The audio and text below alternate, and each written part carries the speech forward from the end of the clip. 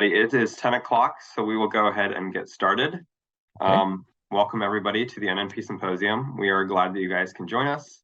This is the fifth NNP Symposium that we've had the pleasure of offering, and that's thanks to the Eric P. Newman Numismatic Education Society.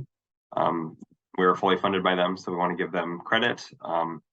And thanks for offering this to all of you guys who are attending. So welcome. I'll go over a few things before I introduce our speaker for the hour. The first one being there's a Q&A button at the bottom of your screen.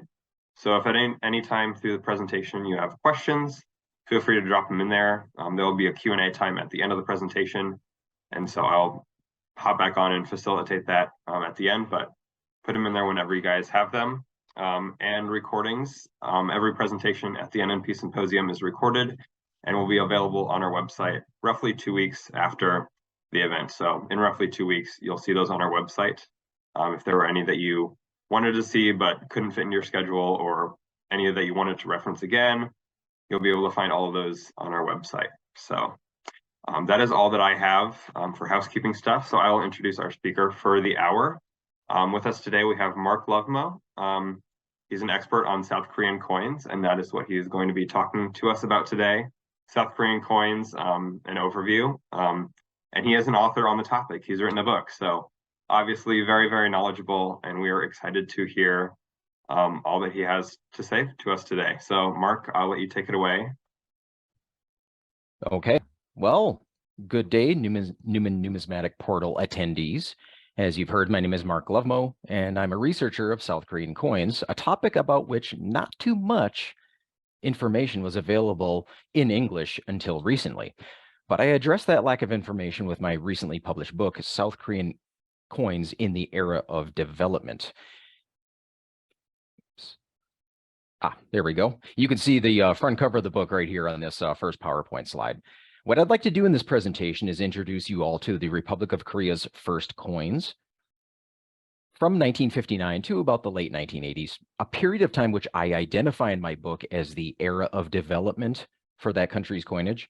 And I will also be discussing the development of South Korea's contemporary coining industry over time with each of those coin issues.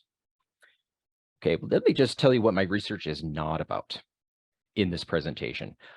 Although Korea's history with coins goes back 1,000 years, and the majority of that history concerns the country's cast coins, the round coins with the square holes in the middle, the ones you see on the upper right here. My research is not about those coins, nor it is about the early machine-struck coins you see in the bottom left, nor it is about North Korean coins.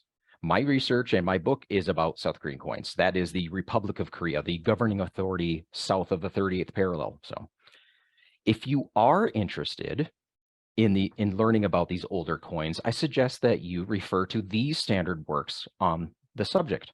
The book on the left and the one in the middle are the main Korean language references by Mr. Han Yong-dal. The one on the left addresses Korea's cast coinage in the Mun denomination. Those are the Sangpyeong Tongbo coins and the other coins that date from around 1650, 1670, to the late 19th century, and they comprise the majority of Korea's numismatic history, of course. Mr. Han's book in the middle there addresses the decorative pieces known as charms and chatelaines. I think that's what we call them in English. These two books are difficult to find, especially Mr. Han's 2002 book there, as I believe that one is out of print now. And then there is the standard English reference for these coins by Upton Velde and Hartill that came out in 2013, and that can still be found for sale online. So my research effort is not about those older coins. It is about South Korean coins, which date from 1959 to the present date. Therefore, these are very contemporary coins.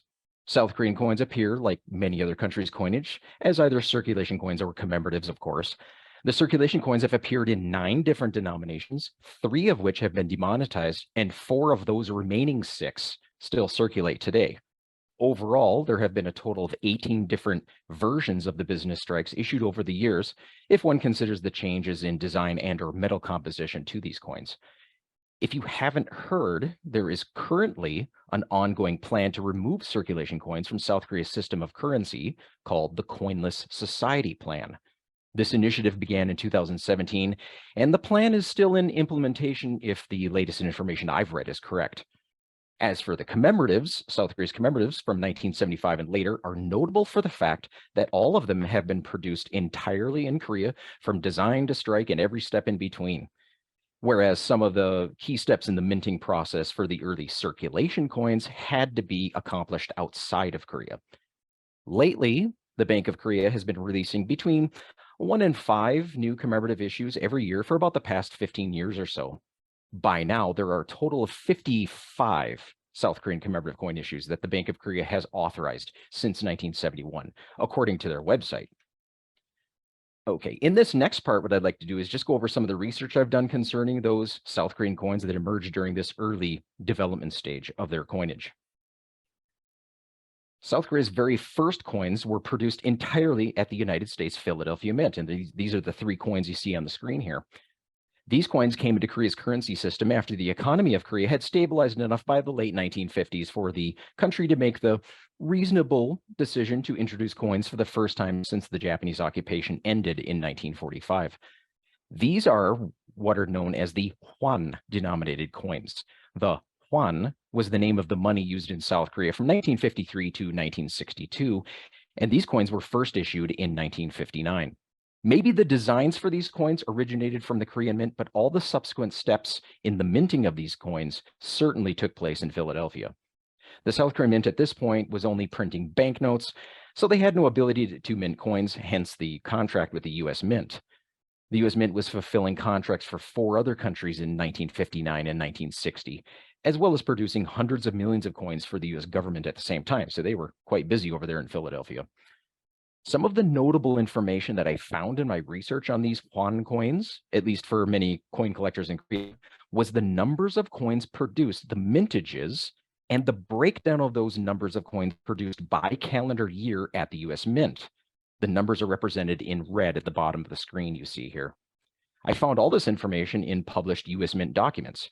You might have heard of the annual report for the director of the United States Mint. Well, that's where I found them. The Korean coin catalogs, by the way, never listed mintages for these coins. And for many years, the mintages listed in the standard catalog for world coins for the 100 Hwan and the 10 Hwan coins did not exactly match U.S. Mint records. So these mintages were a surprise to many in Korea when I first wrote about these coins and published them in my book. Although these coins were struck with 4292 and 4294 Korean era dates, which correspond to 1959 and 1961 in Gregorian calendar dating, the actual years in which these coins were minted included not just 1959 and 1961, but also 1960 and 1962. In fact, of these 4 years, 1960 was the year during which the largest number of coins were struck. But still, the U.S. Mint struck these coins in 1960 with that 4292 or 1959 date. Like I said, these facts were quite new to collectors of these coins, and I highlight it here in this presentation since this information seemed to have gotten a lot of attention from South Korean coin fans when I first pointed out in articles I wrote online. All right. Well, the 100 Hwan coin of this 3-coin series is kind of worth looking at, as it is a unique South Korean coin in a few different ways. First, it is the only South Korean circulation coin that appears in one date. The coin only displays the date 4294, which again is the Korean era date in 1959 in Gregorian calendar dating. Also, it is the only South Korean circulating coin that features a president of the country. The coin displays the left-facing bust of Syngman Rhee, the first president of the Republic of Korea. This is South Korea. He was president of South Korea from May 1949 to April 1960, or for about 11 years or so. And as you might notice, he was the president of Korea during the Korean War, if you look at the dates there. And 6 months after this coin was introduced in late October 1959, this president, Mr. Rhee, was removed from office via a popular uprising by a public that was, among other things, sick and tired of seeing his out of 21 banknotes that circulated during his presidency, 9 of them featured his face, and of course, 1 of 3 of the coins when they came out. Perhaps taking a lesson from Mr. Rhee's experience, no other South Korean president has since had his or her own face placed on a circulating coin or banknote. And finally, it is the only South Korean coin that features any sort of mark indicating an artist's initials. At the 4 o'clock position on the obverse, you see in the bottom right here, are the three letters capital E, lowercase v, capital H, which are the unique initials of Engelhardus von Hebel. He was a Dutch immigrant to the United States from the city of Groningen in Holland, and he worked as an engraver at the Philadelphia Mint from 1949 to 1961. Von Hebel was responsible for the reverse sides of a few presidential medals, especially notably for President Truman. And this coin may, because of, he retired in 1961, this coin may have been one of the last things that von Hebel had worked on at the Mint, as he retired soon after. Okay. So these coins were revalued or redenominated as a result of Korea's June 1962 currency reform under the military junta government that was running the country at the time. The 50 won and 10 won coins were revalued downward as 5 won and 1 won. And under the rules of this currency reform, the 100 won coin was eliminated completely, and these 100 won coins were eventually gathered up and melted. But the copper nickel metal for these coins was reserved and used at a later date for another coin issue 11 years later. The aftermath of this currency reform left South Korea with a confusing mix of different pattern banknotes, as well as coins that had denomination numerals that did not reflect their new values in the new won denomination. And in the early 1960s, there was a big demand for these smaller denominations in the economy. And because of these factors, the government wanted to expand and standardize the system of currency in South Korea. This meant that the government would have to replace this inconsistent money with either more imported banknotes. They could print more notes locally, which they had started to do, or maybe if they could mint coins locally in the new won denomination, that could certainly solve their problems too. So the Korean government got to work on a plan to produce new won-denominated coins in 1965. In January 1965, Korean Finance Ministry officials started telling Korean newspaper reporters that the government would begin issuing coins that year. Well, that plan did not exactly work out, and the government had to postpone those plans until the following year. The last time Koreans had minted their own coins at this point was in 1904, some 60 years before. So the staff of any new coin mint in Korea would have to learn the minting process from square one. And of course, that would take just a little bit more time to accomplish. But this period of time in 1965 did result in the Korean government reviewing a series of pattern coins dated 1965 and 1966. According to the information that is available about these patterns, there are 50 different types. 45 of them are dated 1965, and all of those have the design of that coin you see there on the left. They appear in denominations of 10, 5, and 1 won, and each denomination appeared in 5 differing ratios of copper to zinc and 3 different diameter sizes. The example you see on the screen on the far left there is a 1 won pattern. The 1966 patterns appear in these 3 different designs you see on the right, and the denominations you see here too. Korean numismatists have claimed that each of the 1965 patterns is unique. In other words, the total mintage might be around 45, maybe around that number. I've never come across any information on the numbers of 1966 patterns that were produced, but it appears that quite a limited number were indeed made. So while the Korean government was not able to issue coins in 1965, they did produce coins later in the year. They put in sufficient efforts in late 1965 and early 1966, and they produced the very first small batches of the 10 won, 5 won, and 1 won coins that you see here for circulation.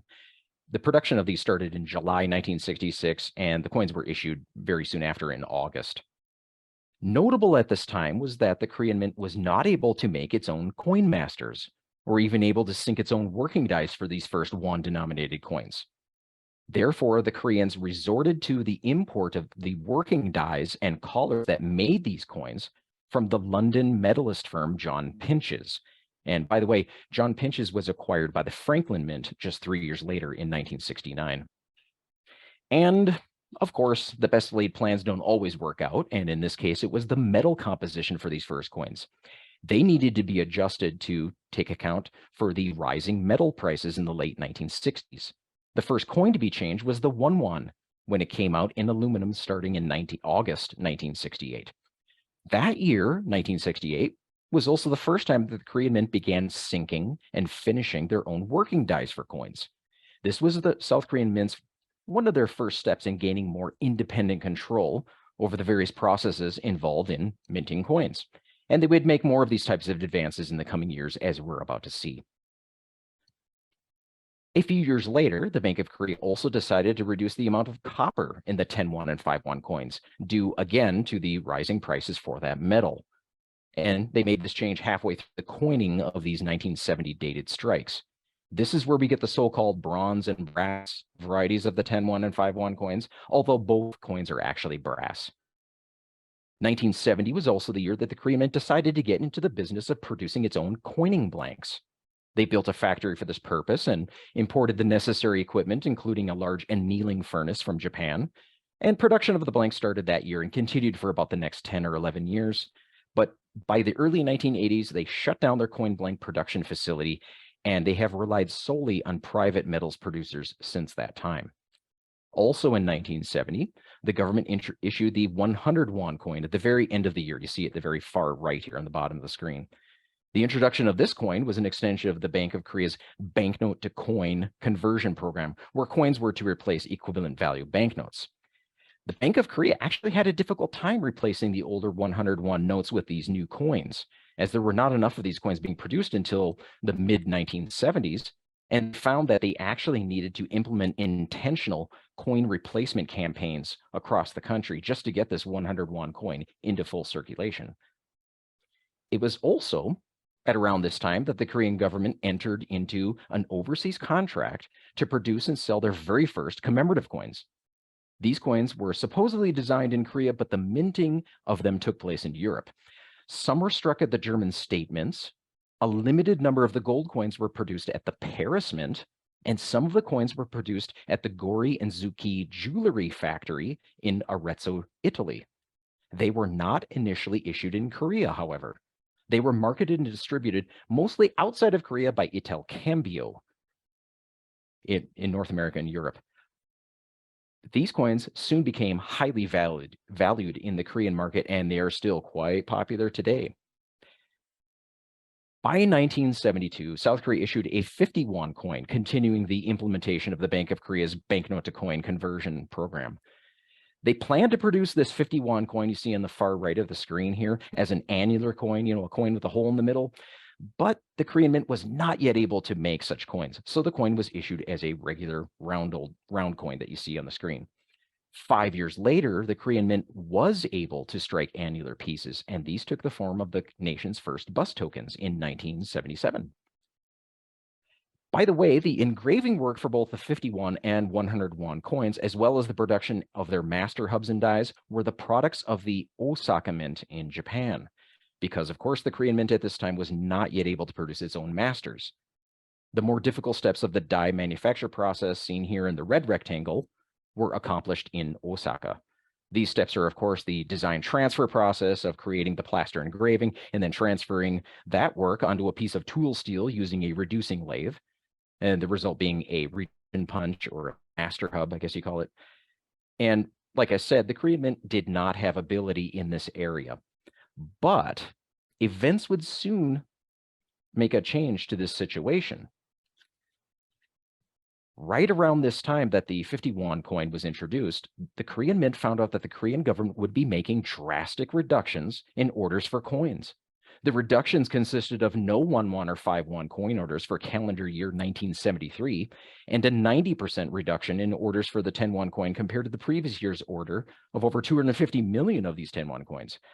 In these years, the Korean Mint's only real source of income was Korean government orders for coins and banknotes. So this drop in orders for coins really got the leadership's attention.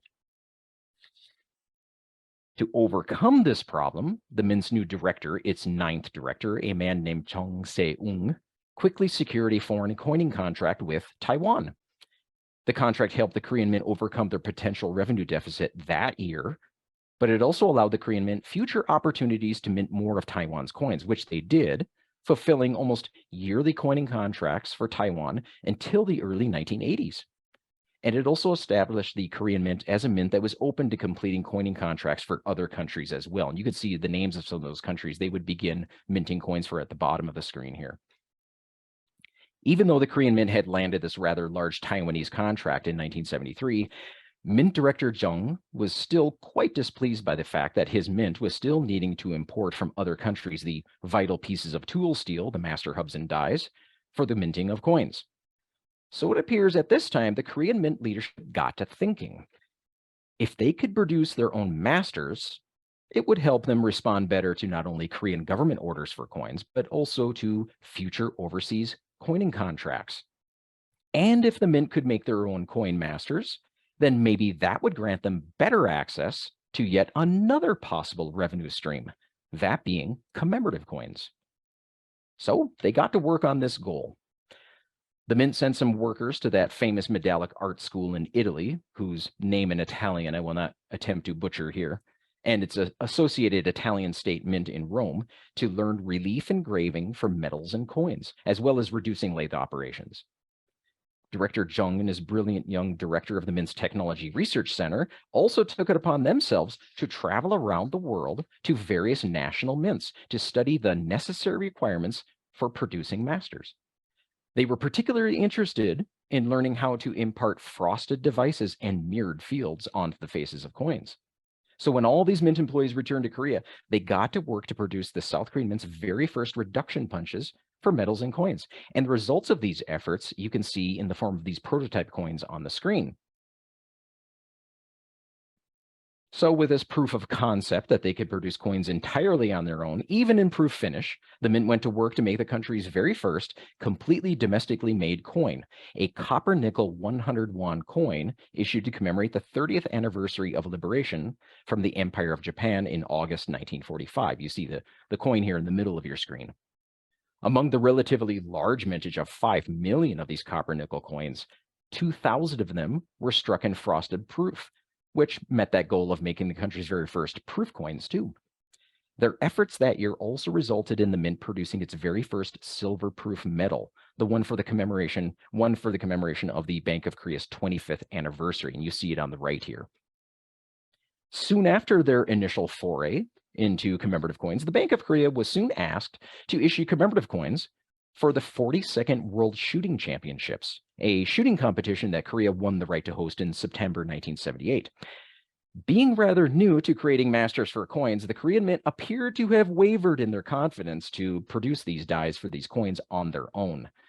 But after putting in a full-out effort, it all worked out in the end, and Korean-made master dies were indeed used to make these coins. The 5,000 won coin of this series, the larger of the two on the screen, was such a popular coin that its scheduled release caused a minor to medium-sized disturbance in front of the Bank of Korea building on the morning of its first day of issue. And the smaller 500 won coin was the first South Korean coin to appear in 3 different surface finishes of mint, unfrosted proof, and frosted proof. A few years later, a new presidential administration came into office after President Park Chung-hee's assassination in 1979. Quite pleased with themselves, this new government soon asked that the Bank of Korea issue coins to commemorate the inauguration of their new administration. The result was the 3-coin issue of the Fifth Republic inauguration commemorative coins. All 3 of these coins appear in the 3 different surface finishes of mint, unfrosted proof, and frosted proof too. Then, something very exciting and special happened for South Korea in the early 1980s. The capital city, Seoul, won the right to host the 24th Summer Olympic Games for the year 1988 in the International Olympic Committee's vote of September 1981. So, the Korean government asked that coins be issued to commemorate the first anniversary of Korea's win in that vote the year before. This was the first time ever that a country had issued coins to commemorate the winning bid to host an Olympic Games in the IOC vote. It's a little unusual, but they went with it. The first of these coins were issued in late 1982, the first 3 coins you see on the left there. And because of the very strong sales for these coins in Korea, they produced a second issue of these Olympic bid coins, but these were not as popular as the first set. In these earlier years, the issuing authorities in Korea seem to have struggled with the idea that rarity, in this case issuing a limited number of commemorative coins, was a main driver of the popularity of such coins in the coin market. They did eventually figure that out, but it seems to have been only years later. It was also around this time that the Korean government standardized the design of all the nation's circulating banknotes and coins. The first of the coins to appear in this new standardized scheme was the 500 won business strike in 1982. You see it on the far left of the screen here. This was the last coin denomination added to the current system of money in Korea, by the way. And in the following year, all of the then circulating 5 coins began to appear in this new consolidated design scheme that was meant to update, simplify, and standardize the appearance of these coins. In 1984, Pope John Paul II visited Korea on Easter Sunday to confer sainthood upon Korean martyrs of the early Korean Catholic Church, and the government issued commemorative coins for this event. The resulting coins, the 10,000 won and 1,000 pieces you see on the screen here, are the lowest mintage South Korean commemorative coins of the 1980s. The proof and specimen examples of this series, which may just number around 200 pieces each, are among the rarest of South Korean numismatics, almost as rare as the 5 millennia history of Korea Paris Mint gold coins from the early 1970s. And the following year, the government asked that the Bank of Korea issue a series of coins to commemorate the upcoming 10th Asian Games, which Seoul had won the right to host for the year 1986. Now, all during the 1970s, the late 1970s and early 1980s, the Korean Mint had made some very good advances in independent coin production. For example, they had trained a sufficient number of relief engraving artists and other technicians in the production of master dies. The Mint had also installed higher tonnage coining presses that could better bring up the relief designs on larger commemorative coins and metals. There were also many other improvements as well. However, because the Korean government saw the upcoming Olympics as an opportunity to enhance the country's prestige internationally, the leadership of the Bank of Korea believed it was necessary to make some final technical advances in the area of producing even higher quality commemorative coins for the Seoul Olympics. This was because the Korean government intended to sell the majority of the precious metal coins of the Seoul Olympic series to buyers outside of Korea. Therefore, the Korean Mint sort of used this 10th Asian Games commemorative coin project as a kind of test to prove that they could produce such quality coins and in the numbers that they needed to. Their final step in increasing the quality of their coins during this Asian Games project was to partner with a German-based private mint that had been responsible for creating the dies and collars that had produced the 1980 Moscow Summer Olympics coins a few years earlier. With advisement from this German private mint, the resulting coins of this Asian Games series were arguably the best quality Korean commemorative coins produced up to that time. These coins provided proof that the Korean Mint was indeed ready to produce and issue their all-important Seoul Olympics commemorative coins soon after. And of course, South Korea issued the Seoul Olympics coins beginning in February 1987. The series was composed of 32 different obverse designs, 28 of which appear in both mint and frosted proof, making for a total of 60 coins if you take into consideration both the mint and frosted proof versions. Therefore, the Seoul Olympics coins remind one of the rather large Olympics coin issues from the 1970s. The coins were very popular upon their issue in Korea, with over 90% of them having sold during the initial sales periods, which is impressive considering they were sold in 4 issues in Korea over a period of almost 2 years. However, sales for the gold and silver coins allotted for sale outside of Korea were not so great. It turns out that the overseas marketing companies that sold the gold and silver coins were only able to sell about 30% of their share of these coins outside of Korea. And they soon got the Korean government to buy back their unsold stock of silver and gold coins. Despite the disappointing overseas sales, from what I've been able to gather, these Seoul Olympics coins were a net contributor to the Seoul Olympics funding effort. And I think that the coins themselves turned out very well indeed. Incidentally, this might have been one of the last times that surcharges from commemorative coin sales were to figure as an important part of the funding formula for an Olympic Games. Since 1988, other general merchandising articles, television broadcast rights, and emblem usage rights fees just simply started making more money. And it's not that Olympics commemorative coins were not popular after 1988, it's just that those other things started making more money for an Olympic Games held after 1988. The story of the era of development for the purposes of my research in my book ends with the 1988 Seoul Seoul Olympics commemorative coins, since I believe that that commemorative coin issue represents everything that the Koreans had been working up to that point. For example, the independent manufacture of their coins and the production of quality mint and proof coins, and in relatively large quantities that could compete in the international market with other nations' high-profile coin issues, such as other Olympics coins. Korean coining development has certainly made impressive gains, very impressive gains, since the Seoul Olympics coins, but that more recent history is left outside of the scope of the narrative part of my research and my book, because my research is mostly concerned with the early period of development of South Korean coinage.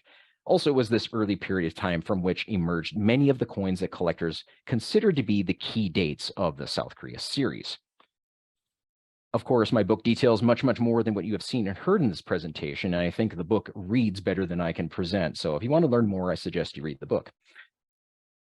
After the Herculean effort put into the Seoul Olympics coins, the Bank of Korea and its mint took a 5-year break from issuing any new commemorative coins until the 1993 Daejeon International Exposition commemorative coins. I do include all South Korean commemorative coins released from 1993 to 2021 in chart format in chapter 21 of my book, by the way. Now, I'd like to show some recent market pricing for a few of the more popular coins of the South Korea series. I have some 2022 pricing here too, but many of the prices I will show you here are from 2016 to 2021. The coin you see on the screen here is the 1966 10-won. It's a popular coin of the South Korea series. It's a first-year coin, and it appears to be a condition rarity since many of these coins appear to have circulated rather heavily. You can find this date you could have found this date in your change in the early 1990s in Korea, by the way. By now, they've all been mostly pulled out of circulation by collectors and probably melted by the government too. What you see here are recent eBay auction results from this year. 2 1966 dated 10-won coins sold for around $800, one in a PCGS holder and one in an NGC holder at MS65. And you see the MS64 and 63 pricing there too. By the way, the price listed in the standard catalog of world coins, you can see in the bottom left of your screen, was $175 at MS63. So a little bit different change. I understand that numismatic.com will be changing or updating its pricing pretty soon. What you see in this chart is a 5-year view of 1966 10-won coins sold at Hwadong auctions. This is South Korea's main auction venue from 2017 to 2021. The black dots that you see here represent individual NGC certified coins. If the occasional PCGS graded coin strays into the results, I mark them with a P or PCGS. You'll see that. These coins include no error coins, no coins from lots, no specimens, and they are priced at 150,000 Korean won, the equivalent of 125 US dollars and higher. You can see the color coding for the NGC grades on the left there too. What we see in this 5-year view of these auction results is that 3 of these coins with this 1966 date would attain realized auction prices of no more than the equivalent of $330 in NGC MS64 in 2017 and 2019, and one NGC MS65 sold for the equivalent of $430 in 2019. Fast forward 2 years, and you see 2 basic trends that will be reflected in other Hwadong auction results we'll see coming up. And those are coins going for more coins going up for auction in 2020 and 2021, especially, and higher hammer prices. What was once $330 back in 2019 sold for the equivalent of $885 to $1,270 just 2 years later. Notice that even 2 Unk Details coins sold for at least the equivalent of $130 in 2021. The 1969 10-won coin is probably now the most sought after 10-won coin in the market nowadays, in my estimation. In 2021, Hwadong sold 2 at NGC MS65 for between $900 and just over $1,600. You see MS64 and 63 pricing here too. The 1969 10-won in grades above MS64 are very hard to find anywhere, especially with good eye appeal and the absence of the brown spots to which South Korean coins seem to be highly susceptible. By the way, if you'd been looking at the standard catalog listing for this coin maybe 10 years ago or so, you would have seen a listed price in BU for $25. Big difference in price now.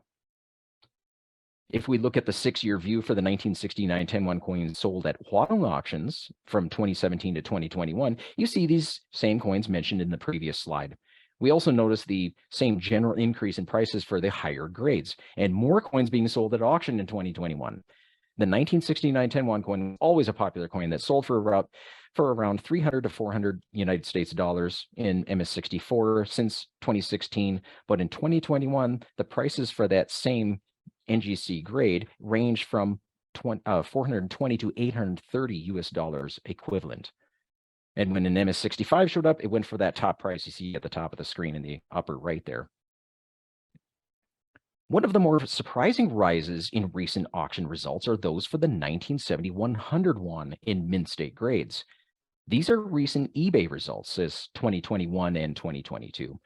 You can see the US dollar final auction values there on the screen for the given grades. And one sold this year just recently at Heritage Auction for $2,100. Here are the 2021 and 2022 Huadong final auction values. In April 2022, an example in an NGC MS65 sold for the equivalent of $3,790. Here are the Huadong auction results for 2016 to 2021. You'll notice the same basic trends again, more entering Huadong auctions to take advantage of the increasing interest in this coin and the rising auction values. What was once sold for the equivalent of $170 in 2019 sold for around $2,000 just 2 years later. And you see that MS65 there at $3,100. And then there was one that sold in April this year for the equivalent of $3,800, of course. The 1987 500 won is also a big key date of the South Korea series. 1 million were minted, but it appears that a good number of these coins were put into circulation, which makes higher grade examples condition rarities. This coin in high grade is also sort of difficult to find outside of the Korean collector market, by the way. You can see an NGC MS66 sold for the equivalent of $240 in 2016 there. 4 years later, and in a grade lower at MS65, one sold for $490. And in 2021, 6 examples in MS65 sold for between $680 and $840. And one in MS66 sold for $1,300, a big jump from just 5 years before. The 100 won coin, this is one of the very first South Korean coins that were issued, is another surprising performer in Huadong auction results. You can see the same basic trend again here. More coins entering the market and higher hammer prices. Here are some Huadong auction results for Bank of Korea mint sets. The mint sets always feature all 6 of the circulating coins in them.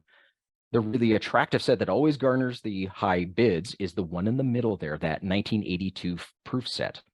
This was the first time that all 6 coins appeared in frosted proof finish.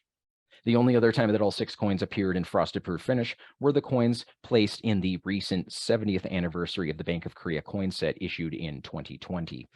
On the bottom right of the screen, you see there is the 1999 mint set, which contains the 1999 5 won coin, of which only 10,000 were struck, of which supposedly 8,000 appear in this mint set. The others you see here sold for the prices you see next to them, really since any Bank of Korea mint sets made from before 2005 are generally pretty attractive in the Korean market, and now outside of the Korean market as well, I might add. It seems that the coins and mint sets assembled from the 1980s to the early 2000s have coins in them that were very nicely struck and carefully handled for inclusion in these sets. Among the mint sets, the 1998 Bank of Korea mint set is easily the most highlighted of the mint sets in Korea. It isn't also the mint set that probably started the mint set collecting craze in Korea when it was first introduced. This set supposedly only numbers 8,000 sets, and importantly, it includes the 500 won coin that is dated 1998, of which the mintage is also 8,000. This makes this coin the lowest mintage business strike of the South Korea series. The 1998 Bank of Korea mint set commonly sold in the mid to late 2000s for the equivalent of around $1,000 to $1,500. But its realized prices recently started to take off in 2018, as you can see on the screen here. And in March of this year, one set sold for the equivalent of just under 5,000 United States dollars. The 12 coin set of the 1971 5 millennia history of Korea gold and silver commemorative set also sells for a decent premium. One sold in April this year at Hwadong, this is in Korea, with ungraded coins, just like you see here in this set here, for the equivalent of about 40,000 United States dollars. Some top performers from this series are the larger gold coins, of course. The 25,001 of this series contains 2.8 ounces of gold, and an example in NGC Proof 69 Ultra Cameo, which is the highest grade in the NGC census for this coin, sold for the equivalent of $16,000, and the 2.2 ounce gold coin, the 20,001 you see on the bottom of the screen, in the same NGC grade, sold for the equivalent of $13,600. The 6 coin silver sets from this 5 millennia series normally sold in the late 2010s ungraded in their original vinyl snap closure sets for around $1,500 to $2,000. One set with all coins in NGC Proof 69 Ultra Cameo sold for just over $6,000 at Hwadong this year. South Korea's very first completely domestically made coin, the 101 30th anniversary of liberation commemorative coin, in its rare frosted proof version, of which only 2,000 were struck that way, is another popular coin in the South Korean collector market, with the values you see here, both for an example graded at Proof 67 Ultra Cameo and an ungraded examples too. This is the popular 7 coin set initially sold in Korea for the 1988 Summer Olympics.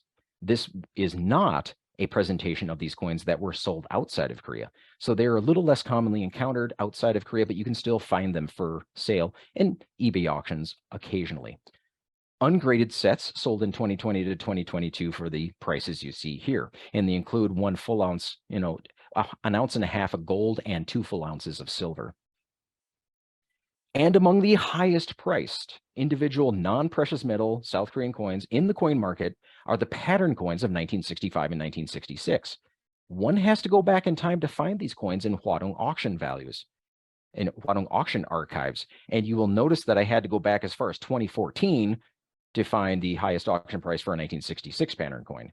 These coins show up rather infrequently, even in Hwadong auctions.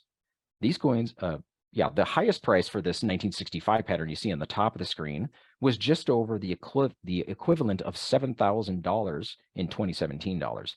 And the highest price for a 1966 pattern was $4,200 in 2014 dollars. And this concludes my presentation on South Korean coins and overview. Again, my name is Mark Lovmo. My contact information is right there on the screen. And don't forget to visit the Journal of East Asian Numismatics. It's one of the more important journals on East Asian coins, covers China, Korea, Southeast Asia, and so forth. And you can find it at issue.com. Thank you very much for listening, and I think I can take questions now. Yes. Thank you very much, Mark. I found that very insightful. Really enjoyed that.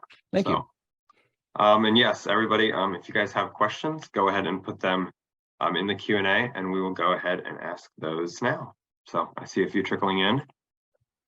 Also, Mark, if you want to stop sharing your screen, okay, you can do that just so will do. Everyone can see you nice and big. Awesome. One question, do you have a collection of these coins? Yes, I do. I do have a collection of these coins. I have some in graded holders, some nicer ones, the key dates, but I also have a year set of all 6 circulation coins too. And I collect some of the nicer commemoratives as well. Frosted proof commemoratives, those 2000 frosted 2000 numbered frosted proof coins from the late 1970s to early 1980s are very difficult to find outside of Korea, by the way. I do not have any of those. I wish I did. They're very, very nice pieces. Yeah. Okay. And on the same thread as that one, how would one go about collecting these pieces? How would you recommend? Well, I've always contended that the best examples of South Korean coins, especially the circulation coins, the like the better key dates and with good eye appeal, with the absence of brown spots and so forth, are to be found right here in the North American market. I think that's still the case. Now, online shopping and eBay's global shipping program has kind of changed that paradigm over time. And now a lot of those pieces are starting to migrate to Korea, but I think you can still find the best examples right here in the United States and Canadian markets. Yeah, coin shows are a really good source for South Korean coins. A lot of collectors, a lot of dealers sometimes pull them out of their inventories and put them out. I think they're kind of catching on to the prices for these coins now too. Whereas I was able to cherry pick South Korean coins pretty nicely about 5-10 years ago. Not so much anymore. They're catching on to the prices that they go for in Korea, and that the prices in Korea have sort of influenced prices that these coins go for here in North America as well. Okay, awesome. How did you become interested in this topic? People have asked me how I got interested in South Korean coins. I don't really have an answer other than that I have a general interest in 19th and 20th century Korean history, and these coins being sort of contemporary themselves sort of fit into that area of interest. And I just find the coins interesting and fun to collect. And yeah, that's about it. Okay. How would the 1965 and 1966 patterns have reached the private market? That's a very good question. I asked that question to an engraver a former engraver from the South Korean Mint. His name is Oh Sun Hwan. And he told me that, those pieces are specimen examples and our pattern coins never should have entered into the market. But they did enter into the market. I'm not sure how they got there. Maybe they were sold. There is not much auction history on this. Hwadong auction, which is South Korea's premier numismatic business, helpfully categorized these coins back in 2005, kind of laid out exactly how many comprise the entire set, and shared those images online. But other than that, there isn't really much information on how those coins entered the market. I'm not really sure.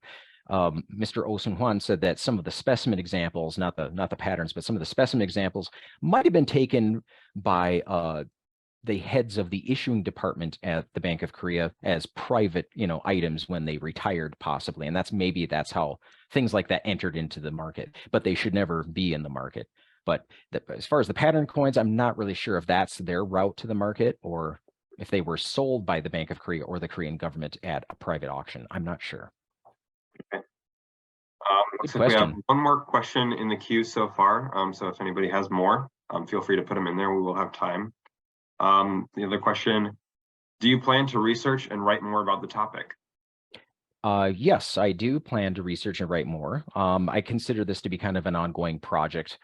Maybe I can have an update to the book at some time in the future, far distant in the future, not now, of course.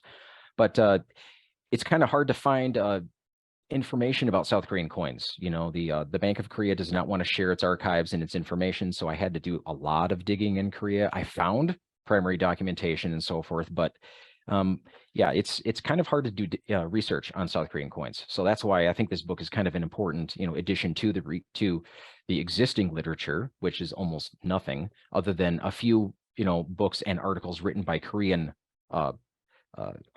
authors, people who are former mint engravers or designers. They wrote some articles and books in Korea.